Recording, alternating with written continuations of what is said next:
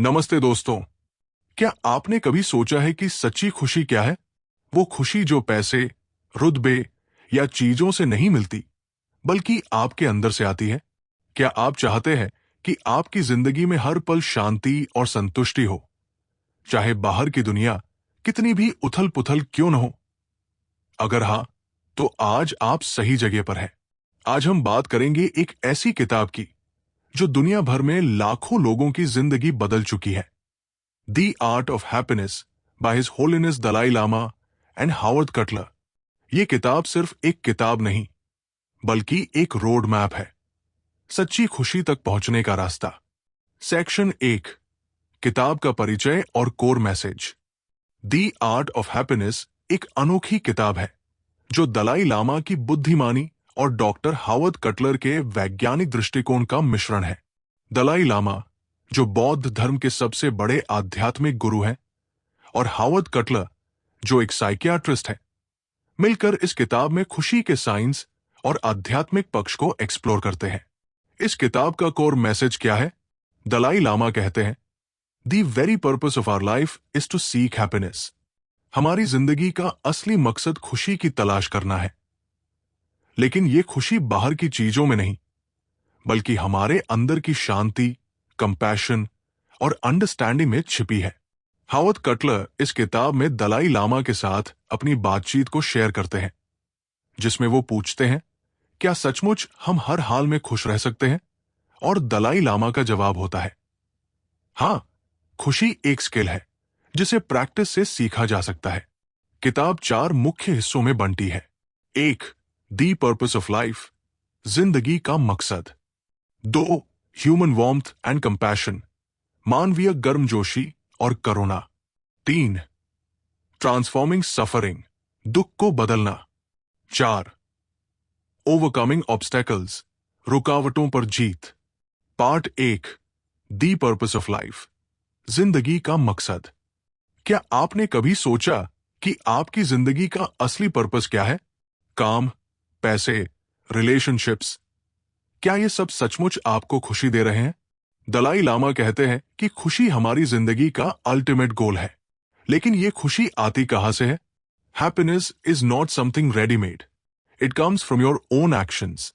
खुशी कोई तैयार चीज नहीं है, ये आपके अपने कर्मों से आती है।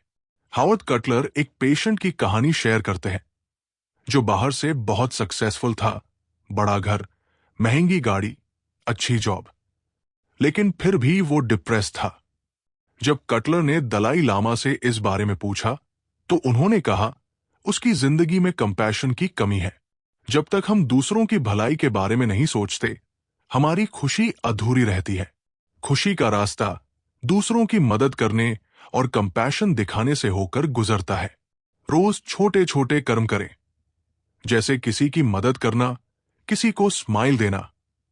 ये आपको अंदर से खुश करेगा। Part 2, human warmth and compassion, मानवीय गर्मजोशी और करुणा। क्या आपने कभी किसी अजनबी की मदद करके वो सुकून महसूस किया है?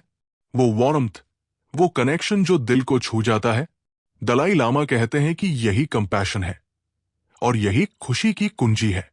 दलाई लामा का कहना है कि कंपैशन सिर्फ दूसरों के लिए दया नहीं, बल्कि खुद को भी समझना है। जब हम दूसरों के दुख को समझते हैं, तो हमारा पर्सपेक्टिव बदलता है और हमारी अपनी प्रॉब्लम्स छोटी लगने लगती है।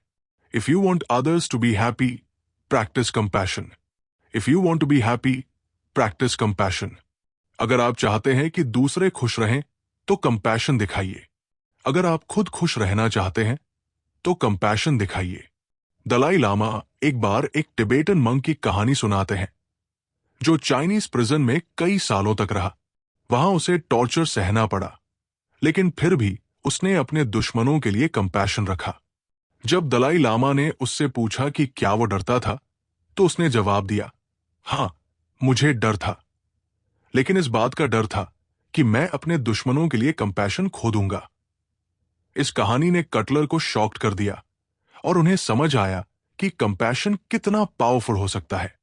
कंपैशन का मतलब सिर्फ दूसरों की मदद करना नहीं, बल्कि उनके दुख को समझना और उनके साथ एम्पैथिस करना है।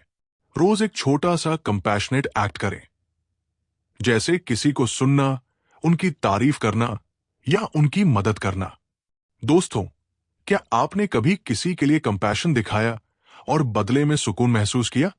कमेंट में अपनी कहानी शेयर करें। और अगर ये कॉन्सेप्ट आपको इंस्पायर कर रहा है तो इस ऑडियो को अपने दोस्तों के साथ शेयर करें और हमारे चैनल को सब्सक्राइब करें। पार्ट 3, ट्रांसफॉर्मिंग सफरिंग, दुख को बदलना। जिंदगी में दुख तो आएगा ही, लेकिन क्या आप जानते हैं कि दुख को भी खुशी में बदला जा सकता है? दलाई लामा कहते हैं कि दुख हमारा दुश्मन नहीं, बल्कि हमारा टीचर है। दलाई लामा का मानना है कि सफरिंग को अवॉइड नहीं किया जा सकता, लेकिन हम इसे हैंडल करने का तरीका बदल सकते हैं। अगर हम दुख को एक अपॉर्चुनिटी के रूप में देखें, तो ये हमें स्ट्रॉन्गर और वाइसर बनाता है। The ultimate source of happiness is not money and power, but warm-heartedness. खुशी का असली स्रोत पैसा और ताकत नहीं, बल्कि warm-heartedness है।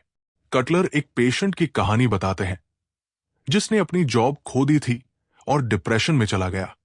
दलाई लामा ने सुझाव दिया कि वो अपनी सिचुएशन को एक्सेप्ट करे और उसमें से कुछ पॉजिटिव ढूंढे। उस पेशेंट ने वॉलंटियरिंग शुरू किया और धीरे धीरे उसकी जिंदगी में खुशी वापस आई। दुख को एक्सेप्ट करें, लेकिन उसमें डूबे नहीं, उससे सीखें और आगे बढ़े। हर नेगेटिव सिचुएशन में एक पॉजिटिव लेसन ढूंढने की कोशिश करें। दोस्तों, क्या आपने कभी किसी दुख को अपॉर्चुनिटी में बदला है? हमें कमेंट में बताएं। और अगर ये ऑडियो आपको मोटिवेट कर रहा है तो इसे लाइक करें और अपने दोस्तों के साथ शेयर करें। Part 4, overcoming obstacles. क्या गुस्सा, जलन या डर आपकी खुशी को चुरा लेता है? दलाई लामा कहते हैं कि ये ऑब्स्टिकल्स आपकी खुशी के रास्ते में दीवारें नहीं, बल्कि छोटे मोटे स्पीड ब्रेकर्स हैं। दलाई लामा बताते हैं कि गुस्सा, जेलसी और नेगेटिविटी हमारे अंदर की शांति को नष्ट करते हैं। इन्हें ओवरकम करने का तरीका है माइंडफुलनेस और सेल्फ अवेयरनेस। जब हम अपने इमोशंस को समझते हैं, तो हम उन्हें कंट्रोल कर सकते हैं।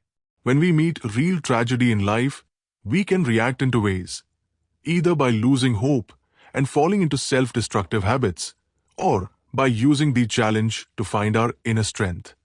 दलाई लामा एक बार एक व्यक्ति से मिले जो अपनी जिंदगी में बार बार गुस्सा होने की वजह से परेशान था। दलाई लामा ने उन्हें सलाह दी कि वो हर बार गुस्सा आने पर 10 तक गिने और अपने गुस्से का रीजन एनालाइज करें। धीरे धीरे उस व्यक्ति ने अपने गुस्से को कंट्रोल करना सीख लिया। माइंडफुलनेस प्रैक्टिस करें, मेडिटेशन, डीप ब्रीदिंग या जर्नलिंग। अपने नेगेटिव इमोशंस को ऑब्जर्व करें, लेकिन उन्हें जज न करें।